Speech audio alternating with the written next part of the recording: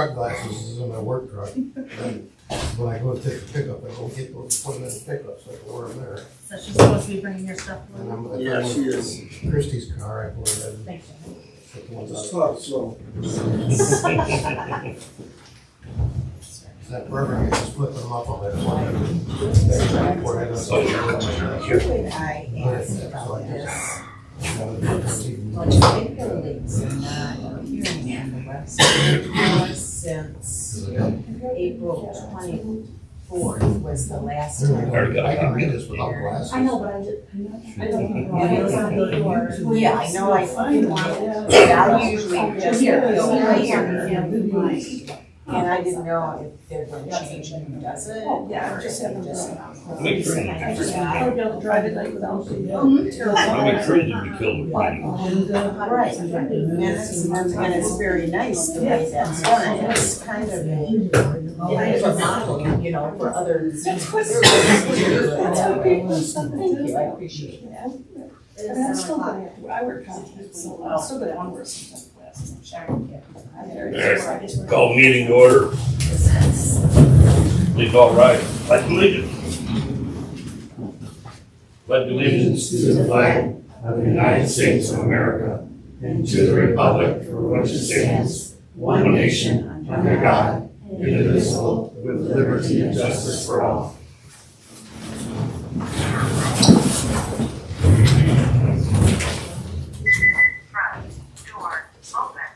I need a motion to approve the agenda. And moved and seconded to approve the agenda. All in favor, say aye. Aye. Opposed? Reports first. Police report. It's in the packets. Fire report. So for June, we had 39 total runs. Hang on, It's Dan. usually Rose chair, did I sit up here? I feel like I'm in church and I went to the wrong pew. The meeting's been called to order. No, we're in order now, it's kind of out of order, but we're here. Okay, good. Right, so we had 39 total runs for June. 17 fires, 1 medical, 5 PIs. So for first fires goes 4 down wires, 2 structure fires, 1 was in assist Lapeer, 1 was to Dryden. We had a mulch fire in the country club, 1 vehicle fire, a smoke investigation, controlled burn. 2 carbon monoxide alarms, 3 fire alarms, and 2 fire officer calls. You can see on the bottom says fire call on School Street. That was young boy got his house got struck by lightning during that big storm we had. Well, it's been pretty quiet. It was business. County commissioners got lots of good news, right? Thank you, Mr. President, council members, Lloyd Walker, County Commissioner District 6. Recently on June 30th, we had our budget hearings for departments that came in front of us with requests for their budgets. As we're working on that now, at the full board meeting at the end of August, we'll be adopting the budget, which is now the fiscal year of October 1st through September 30th. That same week, on July 2nd, was the day that there was an active shooter alert that went out that thankfully turned out to be in error. They're working on a new system within the phones that you could put it in and let everybody know what was going on. And it wasn't even active yet. In fact, there were only 3 people in the whole county who knew that it existed. So, not sure what happened. They formed a committee of our county administrator, the sheriff, the IT department, 911, to try to figure out what happened so it doesn't happen again. The one good thing about it was it really showed that the drills they've been doing for years back when I was there worked. What was to me more impressive the next day when I came in and was talking to Judge Barnard Because of course, every time we did drills, typically it was on a Friday. They closed the building at noon, and so they did it at 1 o'clock, so there weren't anybody else in the building. Occasionally you had a couple people who were plants, but this time you had a bunch of people in the building. But so I saw Judge Barnard, she had a courtroom full. And thankfully, a number of years ago, they created automatic door locks. In the old days, we had to go at the beginning of the day at 8 o'clock to unlock the door, and at 5 o'clock close the door. So if there was an emergency, someone had to go out there and lock the door. Well, now you had a button that locks it automatically, and they had that in the courtroom. And Judge Barnard's court recorder pushed it and explained to the people, who of course they had not been through the training, that they need to get down and be quiet. And the deputies who were going through the building looked in the courtroom through the windows and literally thought nobody was in there. So it's amazing how well people reacted. Then we had a committee of the whole meeting on July 10th. Not a lot of interesting things. Our building and grounds did ask for basically an advance on their budget. They found a really good deal on bulk purchases of toilet paper and paper towel for all the bathrooms. Like 5 pallets of toilet paper and 4 pallets of paper towels. The toilet paper was like at 76% of the normal price, and it's going to last them through August of 26. So obviously we thought it was a good deal. We also approved an amendment to the Valley Aging contribution to our seniors department for about another $27,000, which is going to go toward senior meals. One of the problems is, of course, it's Shiawassee and Lapeer and Genesee County, and of course Genesee County runs the majority of it. And they really like congregate meals where whoever comes someplace. And of course, if you're in the city of Flint, that's not one thing, but in rural county, our Meals on Wheels is really what we need more money for. So anyway, that's what's been going on. We have a full board meeting this Thursday, and we're expecting a full house because there's some things that I'm sure the public time is going to talk about with regard to animal control, because one of our commissioners during his comment period made a comment that he thought dogs after 30 days should be euthanized. I mean, that's not in front of us. He was speaking for himself, but we're expecting a big crowd on Thursday. Thank you very much.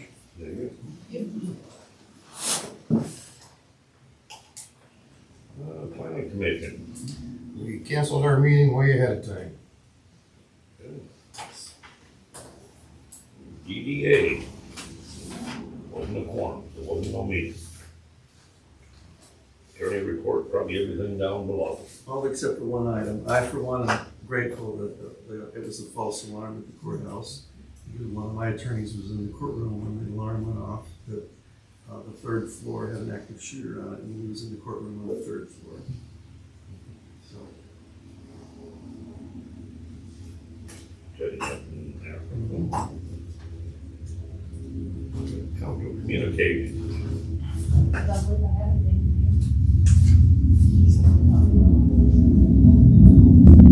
Waiting on. So, I know last meeting, we talked about the drain and the meeting before. Have you had Mark out there? He has met with Rick Schenkel, and then that's about it. He hasn't got back with me. I've called him, left him another message. I left Ann one now. If I don't hear something shortly, we're gonna look at getting somebody different. I don't know what his problem is. He said, yeah, I got that one new truck. That'd be easy to, you know. But I know he did have a couple of major jobs going on, but I didn't think he was just tied up. So him and the excavator did meet together though, or talk together, for example? They've talked together, but that's about as far as they, yeah. usually he'll get right on things for us. That's what I mean, I don't, it's not like we don't pay him.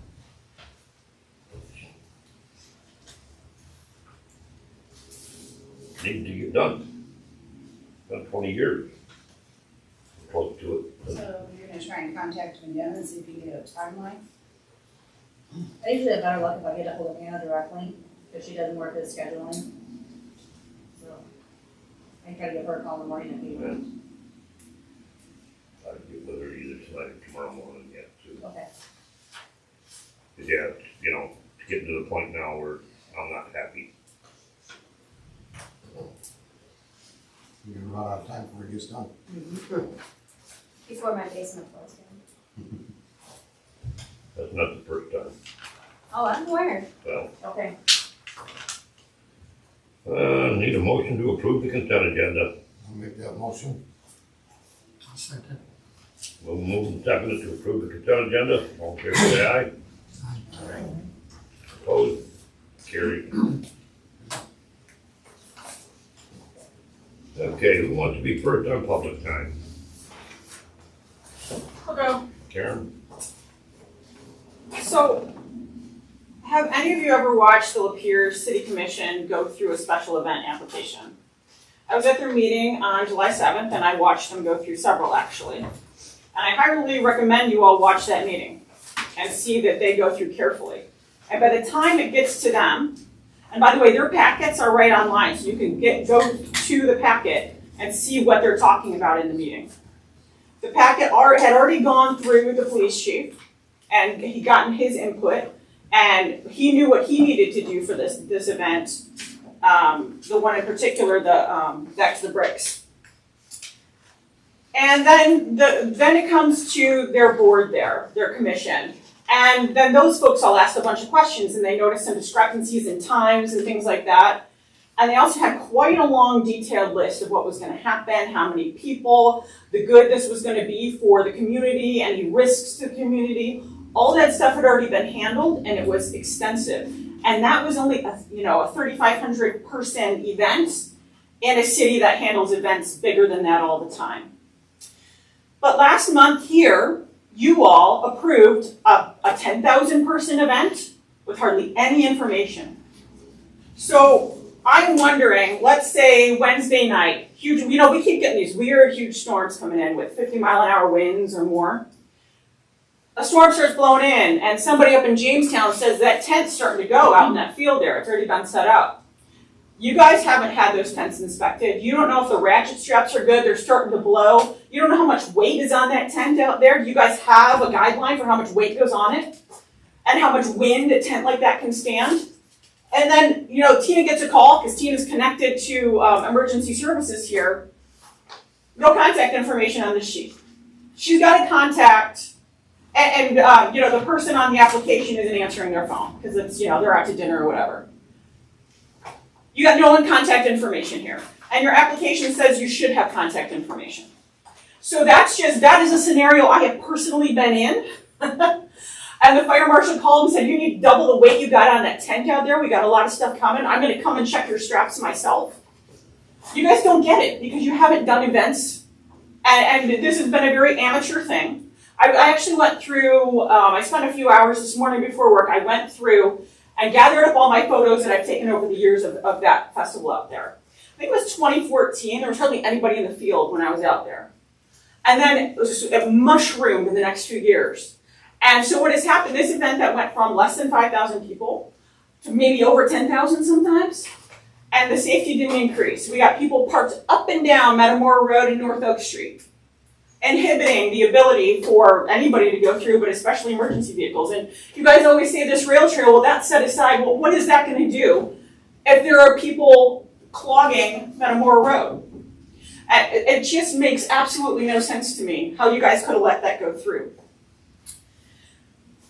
I heard some arguments last month that I just really have to call stupid. I could be polite and call them nonsensical, but they were dumb. One of them that was dumb was the first aid station. There's no map of this village. It would be so easy to just make a map of the village, which, by the way, little old Leonard has Strawberry Festival, and on a Facebook account, had a map of their little village, which is half the size of ours, right, population-wise, with where things are, so people would know, and with times that the roads were gonna be closed and stuff like that. But, you know, we can't put the first aid station on a map because it's on private property. That is a nonsensical, dumb argument. If the public can access that first aid station, it needs to be on a map. It really does. This thing about, well, it doesn't matter what we do, people will park wherever. Well, first you put out signs, you have staff out there making people move if they are in the wrong spots. And if they don't move, you tow their vehicles, because it's a safety issue to not have vehicles in front of hydrants. You don't just go, oh, well, people just do this just happens. No, it is your job as a government to make sure that these things don't happen and that we can get the emergency services we need as residents or anyone up there in the field needs. And last year, the event organizers themselves put out that people were parking wherever they wanted in that field and they were parking people in. It was a very dangerous situation. I'll get to the rest later. Thank you. Next. Amber Clark, 3927 North Oak Street. You all know I've addressed the water issues multiple times. You guys, on the May meeting, addressed it yourselves, acknowledged that it was an issue. You said that we were gonna get a hold of a well company to come in and get us a new well. We've not had any updates on that. We're still having brown water, tinted water, chlorine smelling water. It's been going on for over 3 years that we've lived here in the village, and probably longer than that because other people gave up hope on you guys. And they stopped turning it in, they stopped complaining about it, and you guys thought it was resolved. It's not. It's still an ongoing issue, and we're still talking about pumping water out to Sutton Road, which is ridiculous.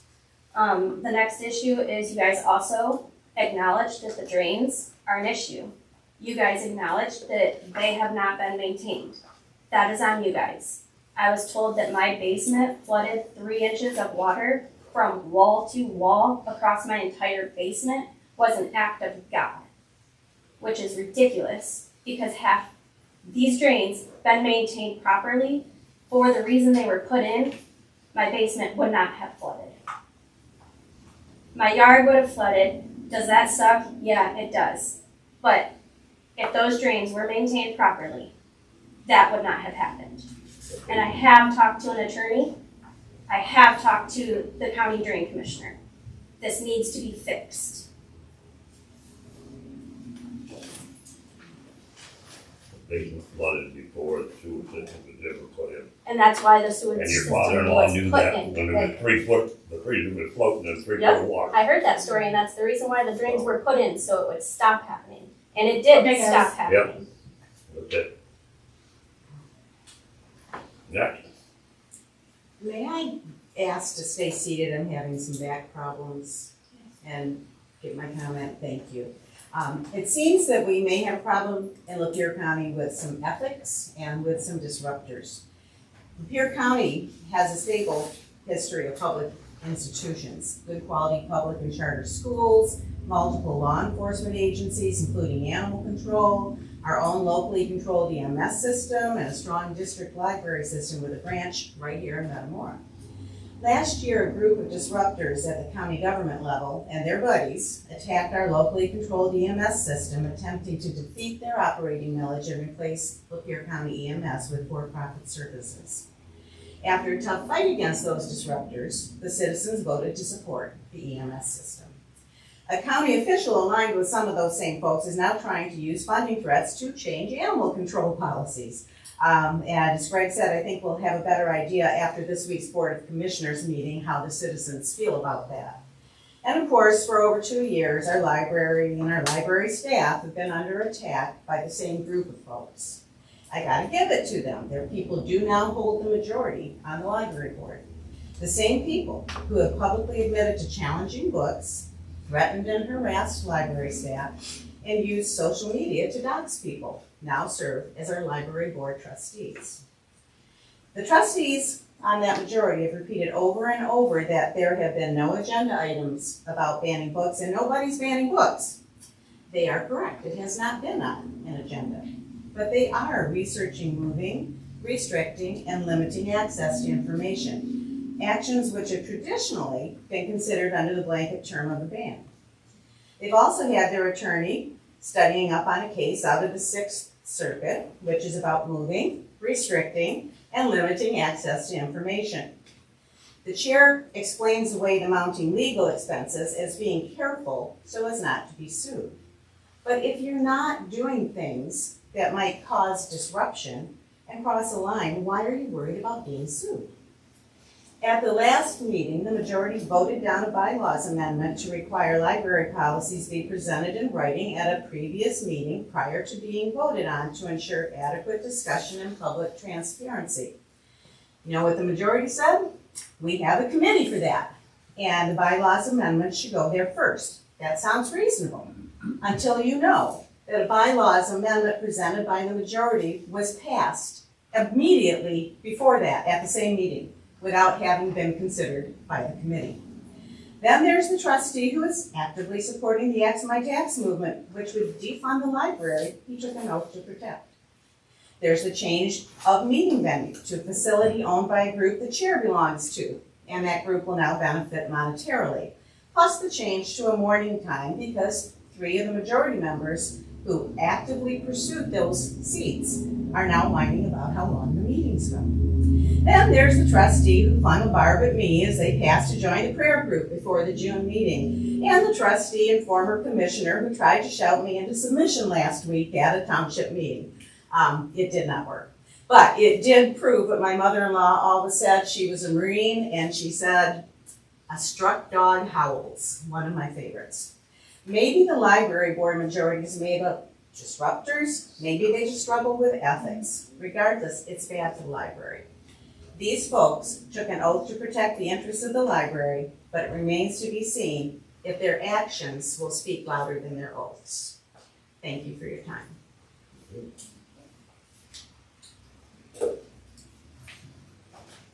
More public time right now.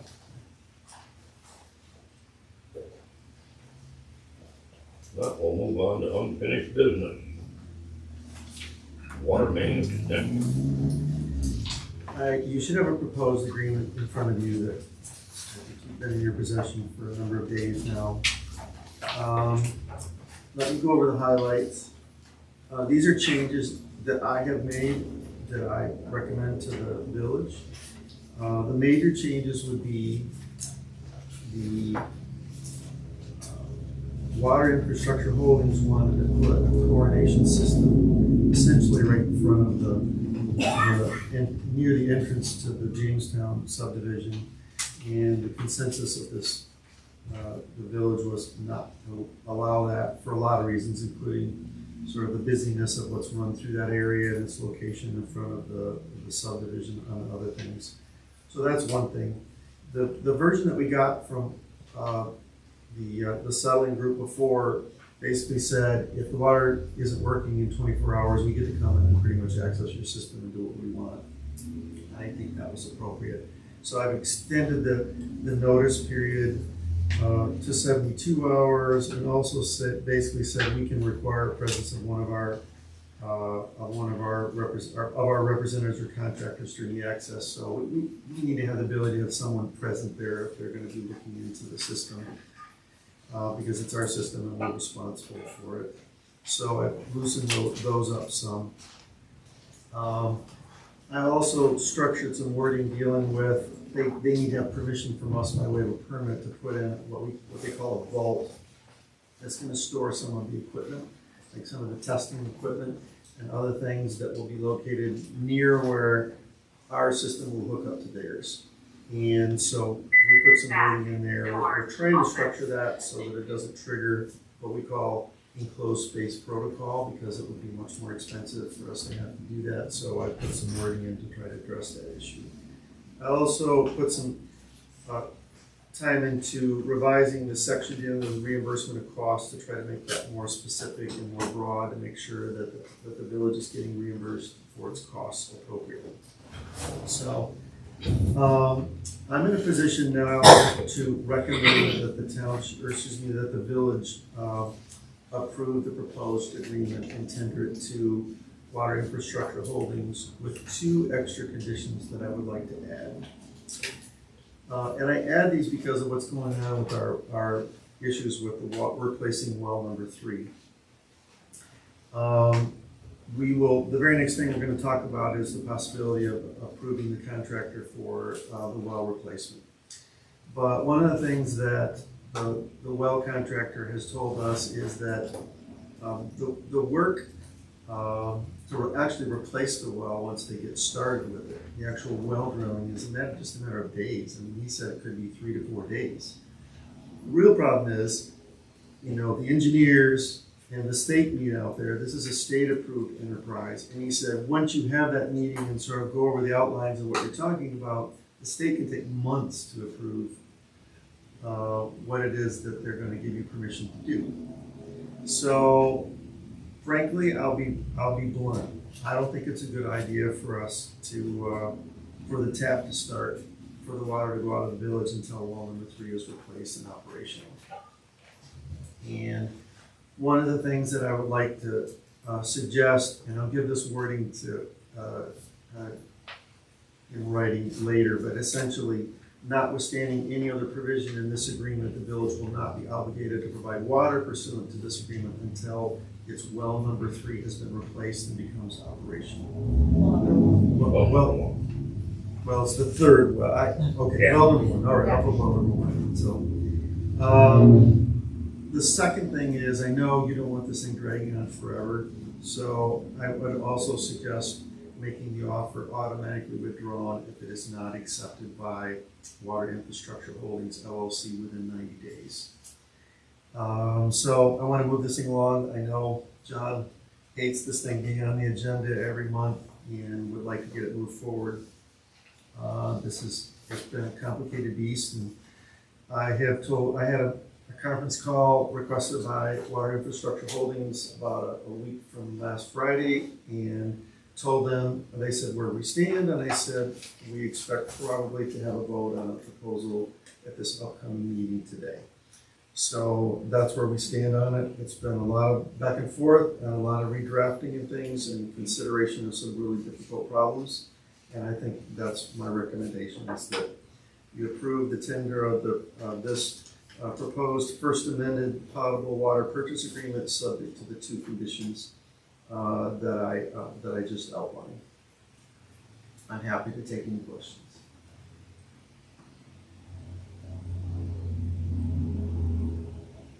Makes sense. I think it's about time we,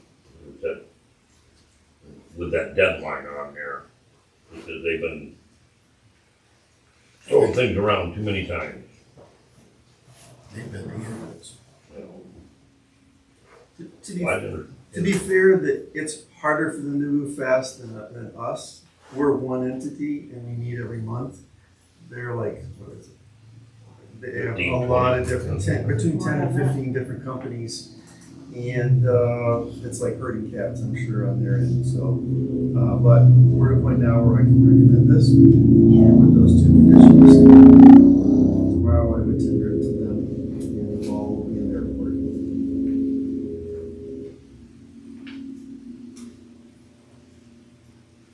So I entertain a motion to, We actually then going to approve this tonight. And, But would it be I mean, contingent on the well being Right. replaced? It's So that that's- condition would mean we wouldn't have any obligation to provide water until well number 1 is replaced. So we wouldn't get. we got good news on that too. Yeah, we'll get some good news next on the agenda on that. So I just don't want to be in a position of seeing the village turn that tap on when we haven't replaced that well. No. I just don't think that's wise. But I think we have some good news for you on that next too. So. Yeah, I thought well number 1 process was gonna move along a lot faster than what, okay, we're strong. but but we'll get to that next. But I entertain a motion to give Mr. Denney approval to go ahead. It would be Done on the proposal with the amendment. Yeah, to approve the first proposed amended potable water purchase agreement with the 2 conditions that we've outlined. I'll make that motion. I'll second Moved and seconded to go ahead with the portable water agreement. Mr. Denney's got proposed right now with the amendment. All in favor, roll call. Is there any roll calls from you? Not necessarily. All in favor, yay? Yay. Opposed? Nay. Two nays? But it is still. Yeas have it. Okay.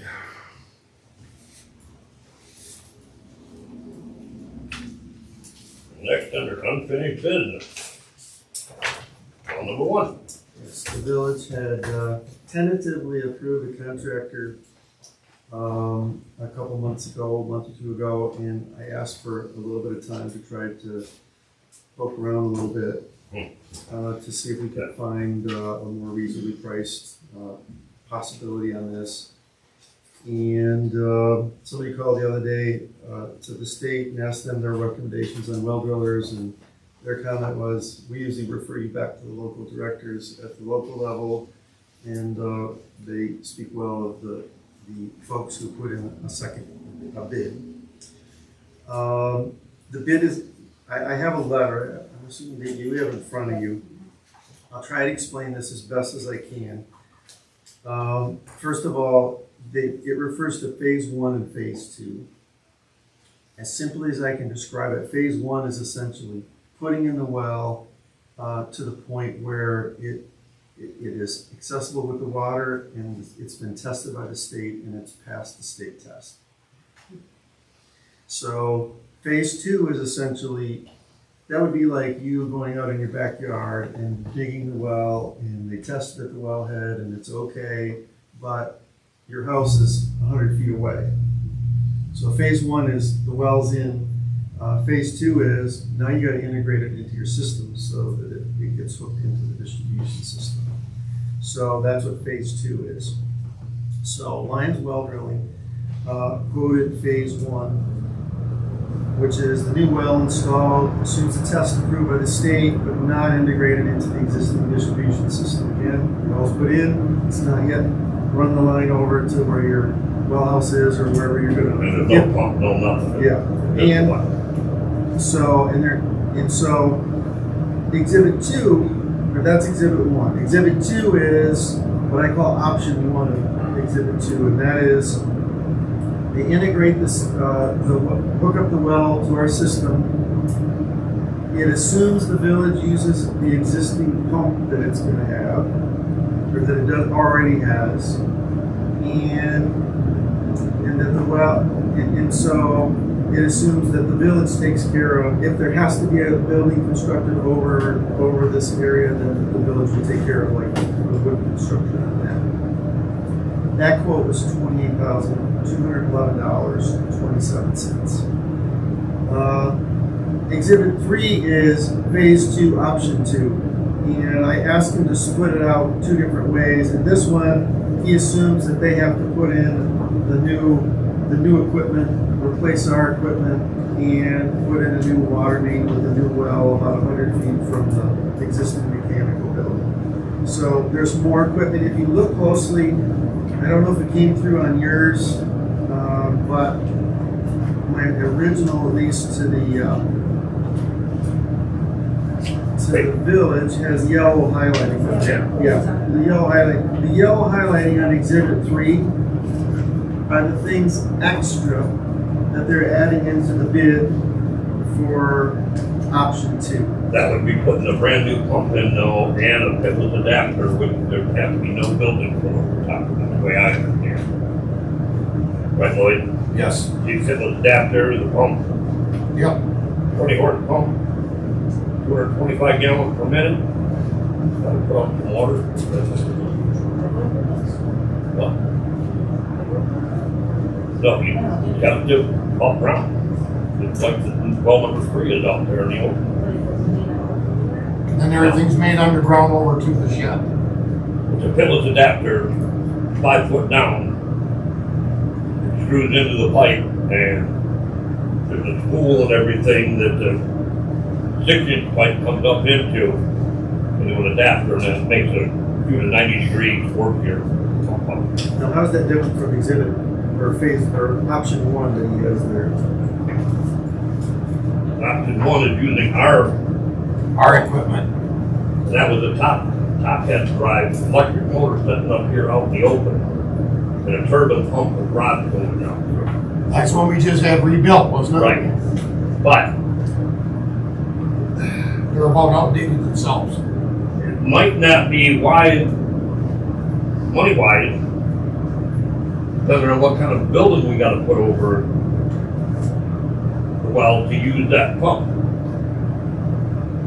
And it depends on where the state's gonna say, I don't think we can make a total complete agreement on it until we find out where the state does.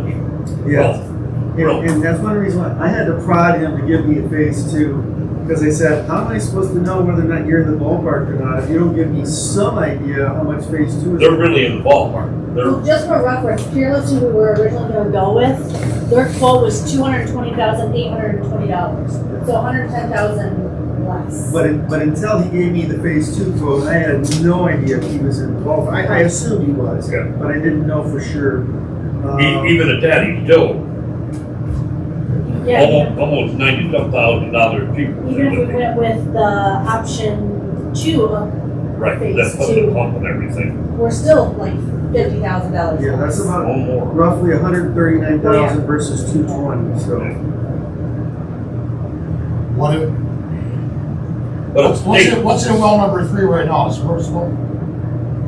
well, Well, no, well number 3, the new one. well, number 3 right now that's up there is 8-inch one.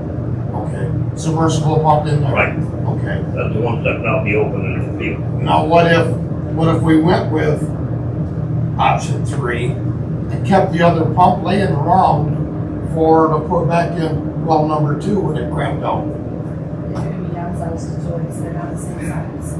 I can't remember what size well that is up there. I think it's an 8 to 12. Could be another 12, I think, yeah. One of So it would be one was 8 and usable. one was a 12. So if it went into the 12, then it'd be just fine. Right. So, Food for thought, I mean, because how much, when, we already know. my thought at the time, when I've been up there meeting with some of the people, got that extension off the pump house now, that big water tank is in. It's just an old tin jack over that part. Pole barn. Pole barn style. Pop the back end of the building off, have them pump the well right inside there. It's just a dirt floor right now anyway. And then seal it back up, spray foam it, and it's done. And inside, we could use our old. isn't that what, that's what he's talking about? Right, and the very back, he's saying, In exhibit, see, that's the problem, we don't know what the state will want to do for sure. One time they're saying we gotta be 100 foot away from there. in exhibit 4, the second letter that he has in there, he talks about exactly Yeah. what John said, which is, one option is to take that other tank or whatever that's not being used in there. But all of this is, you kind of have to stay light on your feet because the state is are the folks who are gonna dictate, the final But location. I think we do need to get moving with them so they can get the state here and get something approved, what we. They handle all that, they can Yeah. set it up with the state. No, just a second, we're not through the end of the page. Yeah. Down on exhibit 5, they don't handle all of the interaction with the state. That's where they have to get the engineer involved. So the engineer component to this, they usually use Williams and Works, and they gave us a bid. For phase 1, it was $15,500. Phase 2, it's $8,200. And so their total bill for the work is $23,700.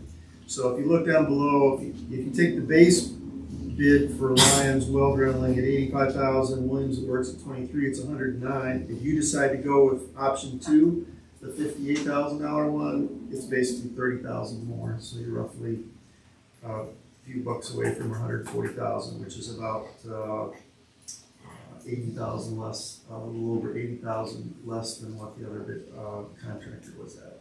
But we really won't know whether. And that's with going, that's with going with a newer style pump and a pitless adapter and having our pump, other pump left over for the other one. So. Right. Like I said, it all depends That's just on a where- thought, a crazy Yeah. thought, but it's a possibility. So We may not have to go with that, you know. The 140,000 for, It's your choice. So you need, if you're gonna go forward, I assume you gotta have a phase one and a phase two, and you can choose between which of those if you decide to go with these contractors.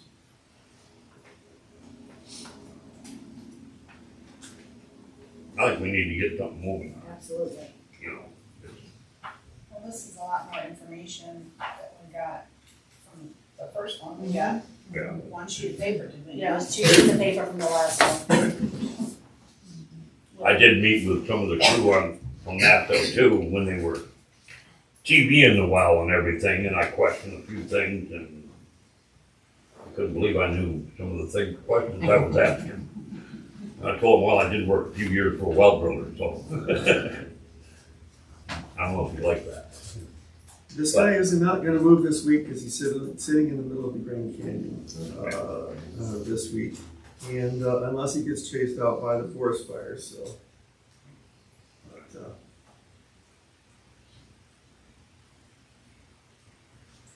But, I'm sure we can move forward with it and give, you know, Right? no, but I mean, move forward, but I don't know if we gotta do with option 1 or 2 right now, do we? Do we know what the state's gonna say? Get all that? one option is just to, approve, number one, knowing that you gotta do number two, but, waiting until you get more clarification from the state about what they're gonna insist on. And I suppose you can, if you wanna just, go forward with the phase one on the engineering part too, I suppose that's an option as well. Well, we're gonna have to go with phase 1 at least for. Yeah. To get the state all squared away, so.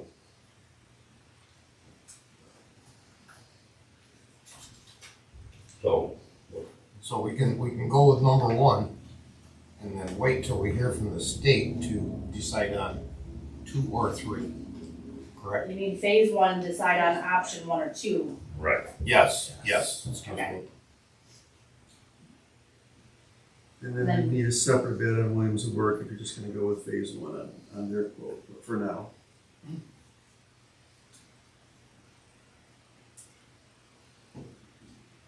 Well, I'll make a motion to go with phase 1 to begin with and get the ball rolling so we can get a start on something. In phase 1, including what engineering. Including the engineering. Taking in engineering. Because the engineering is gonna take care of the state stuff for us. Yeah. So, that's all right? I'll second that. So that's the bids from Lions Well Drilling, Ian Williams and Works for phase one. Yes. Okay, it's been moving seconds so far. Spending a lot of money to roll call, I guess. Correct. Yeah. Man, well, Clark, Yay. Morris, Yay. Walker, Yay. Griswold, Suzy, Clark, Yes. Hayden. Yeah. Something moving on that. Something moving on 2 major things tonight. Move forward. You don't think they're gonna actually be at phase 2 at the next meeting? No. Could especially because of the state Right. paperwork. Absolutely not. No, That's we my have only to make concern. sure. If we get moving and then we have to stop. So We we can always have- call a special meeting if the move all, Okay. super fast. That's the case, it won't take long for that special meeting. Right, yeah. But it's progress, that's Absolutely. more than we've made anywhere else.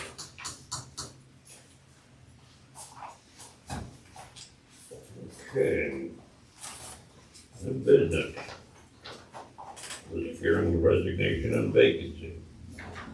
So we have a copy of Liz Spearing's resignation. She actually was just shy of being on our board for 20 years. November of 2005 is when she got appointed. But they did sell our house, they moved away. She has recommended that the council consider Patricia Phillips. She is actually not here tonight. She's out of town. But she's came to the last couple of meetings, sat over here. But we don't have to act on that if you don't want, but we do need to, Her husband's also on the planning commission. correct. We do have to accept Liz's resignation though. Make a motion, we accept her resignation. Move seconded to accept Liz's resignation, all in favor, say aye. Aye. Opposed? Carried. And then do you guys want me to put the vacancy on the agenda for next month?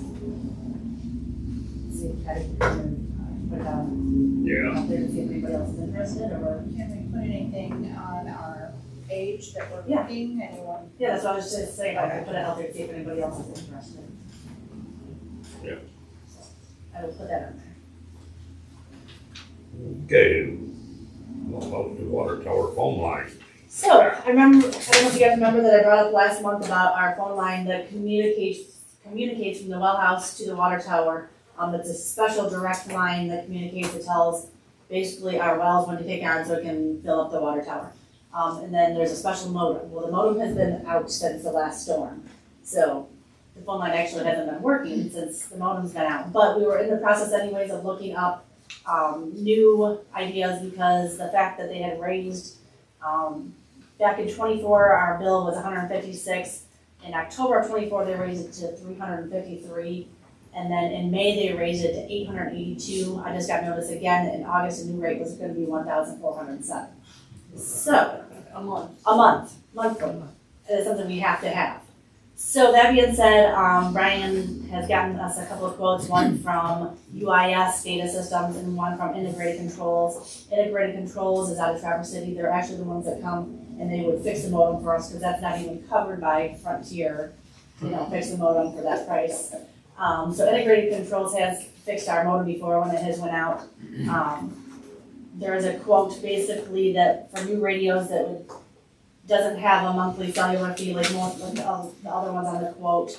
It is $21,192 upfront, but that's it. There's no monthly cost.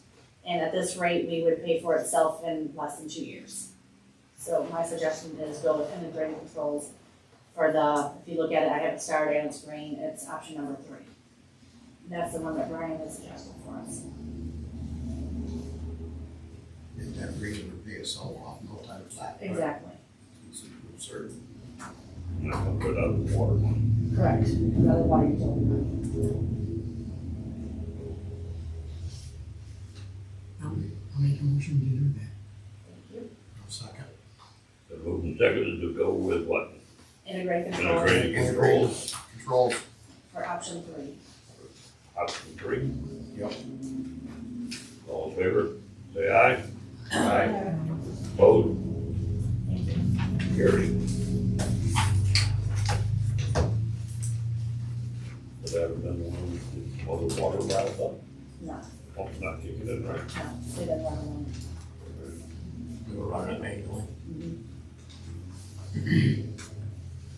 Okay, well, last round of public time. Go ahead, Susan. Okay, well, I would just like to talk a little more about the library. I'm Susan Huff, I forgot to tell you that last time, I think, but I live in the township. I'm gonna tell you what I said at Lapeer Township that had me verbally attacked by a couple of people. And I would like to preface it with that everything I'm telling you comes from public documents that were accessed in the public records at the library, either directly by walking into the admin building or FOIA-ing the information. So when I was asked by that trustee where I got these numbers, they are all things that that trustee should have seen already. So in March of 2025, the Board of Trustees fired the longtime law firm, their library law specialist, and replaced it with a local generalist firm. The stated reason was to spend their tax dollars locally, and the rationale was that the cost would be comparable to what they had been paying. But now the board has spent almost 4 times the amount that they had budgeted for the year. The firing followed a memo by Foster Swift, the previous attorney, which I have in a packet here, and I will give to you all before I leave, outlining why restricting access to information would place the Board of Trustees on shaky constitutional ground. In the first 3 months since being retained, the local attorney has billed the library over $14,000. Over 8,700 of that was for legal research of library law questions and FOIA issues. The entire 2025 budgeted amount for LDL legal services was $4,800. That number was based on the past 2 years when they were doing their budget analysis. And, you know, obviously those numbers will go up and down. We all know that. You work with budgets all the time. But it was such a huge jump. And it only took the LDL board majority 5 minutes and essentially no discussion of why the bill had jumped to that level to transfer $20,000 from another budget line to the legal services budget line, totaling now $24,800 for the year instead of $4,800 for the year. In June, the board selected a new search agency to find a new director because, as you may be aware, they've lost now 2 directors in the course of 1 year.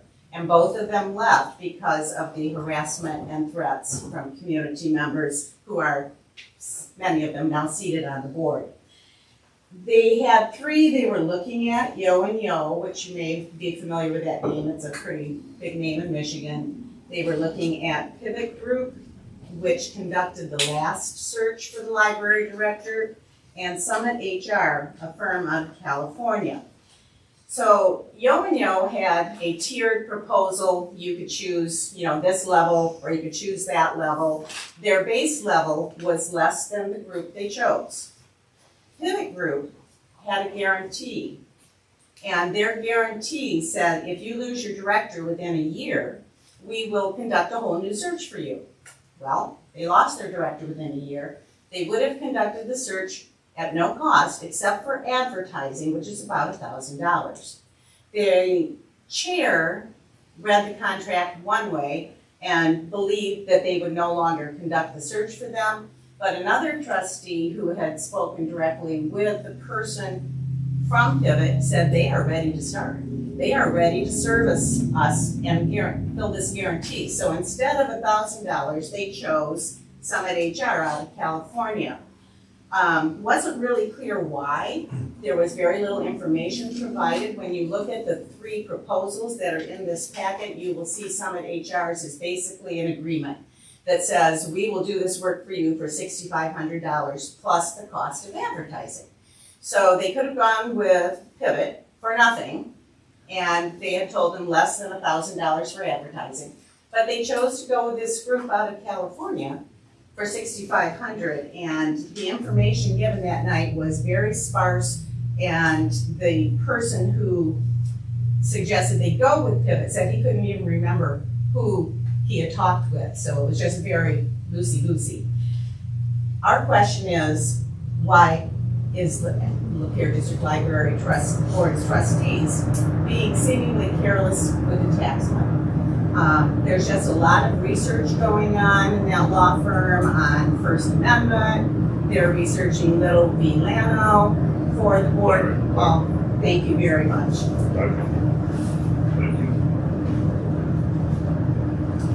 So I'll go through a little bit of the complaint that I wrote up for you guys. I was busy. I was grabbing that SD card out of my dash cam an awful lot this month. An awful lot of stuff happened. Notably, last year I only saw, and again, it's not like a comprehensive thing, it's just what I run into. Underage drivers 4 times. I saw 3 in 1 week recently. Looked about 11.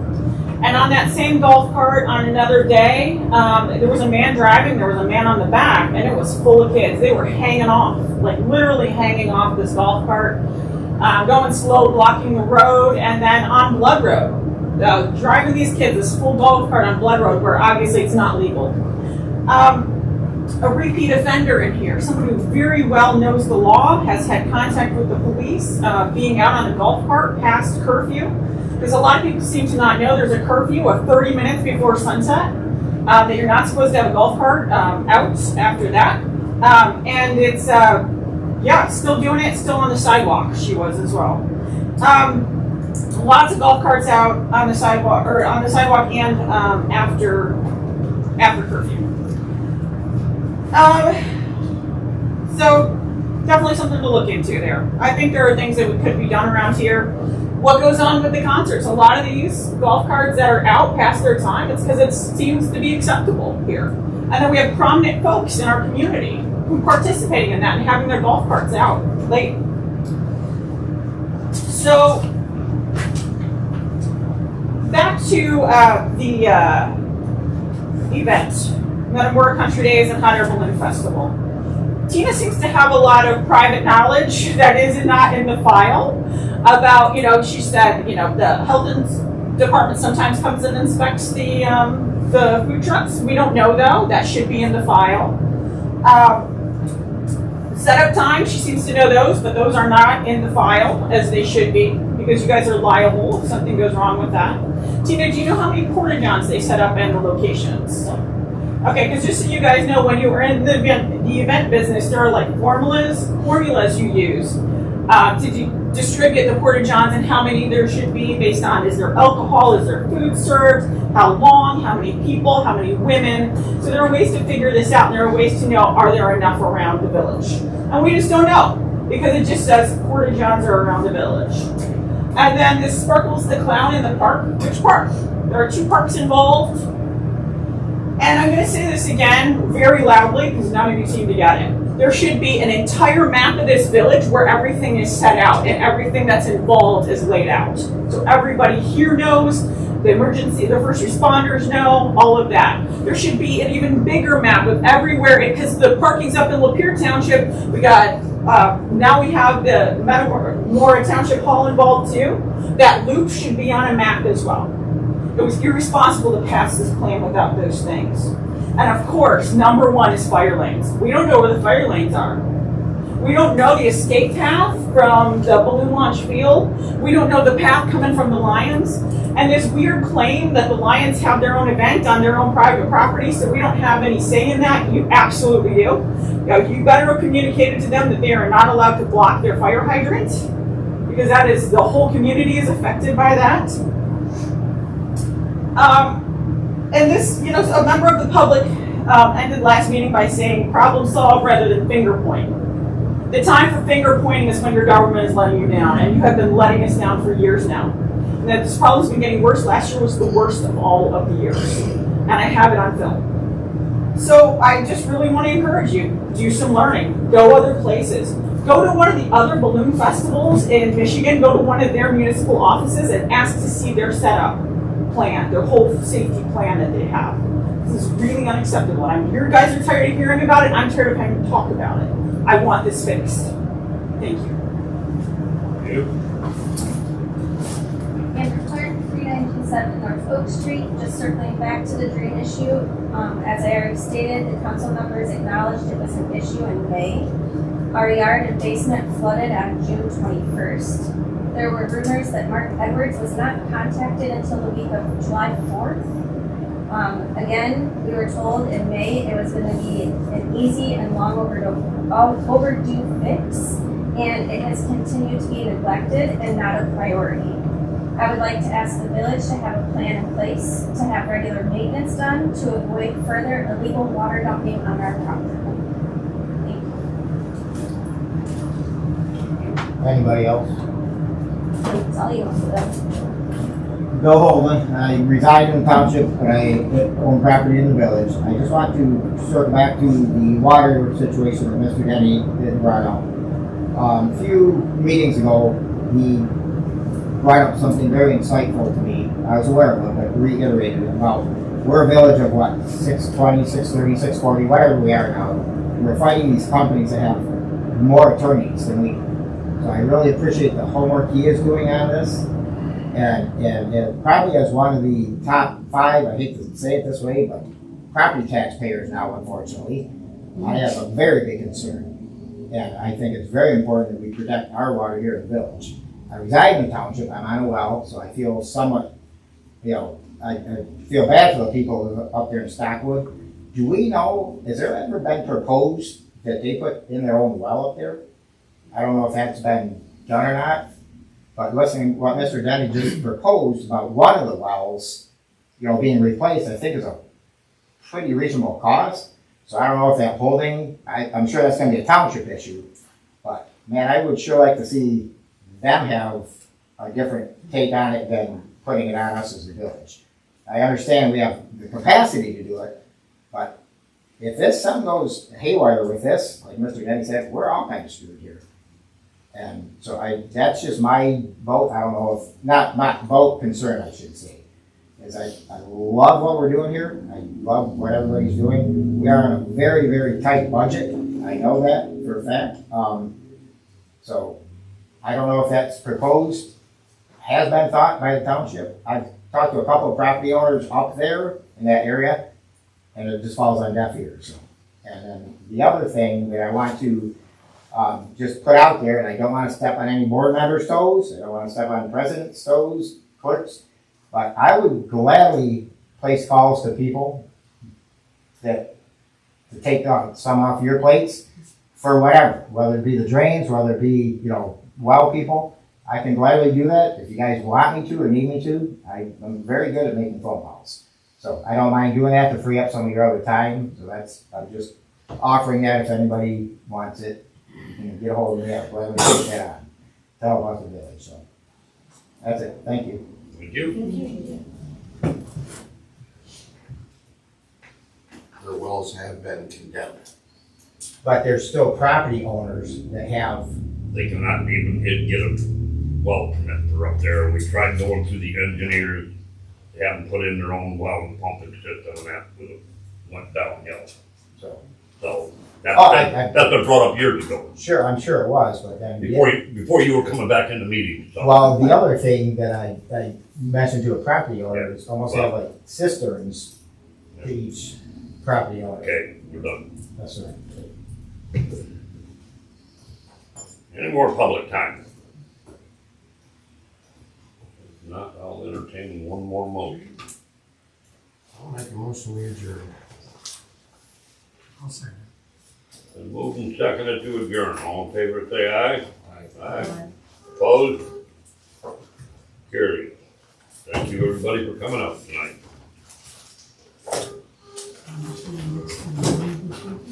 That's good.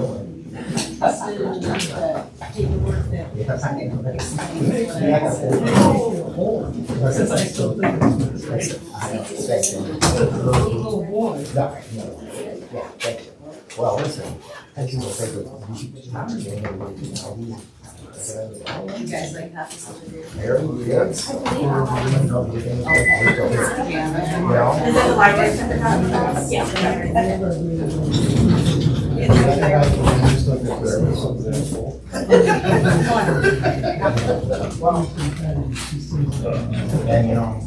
have reading for sure before that. That's my friend already.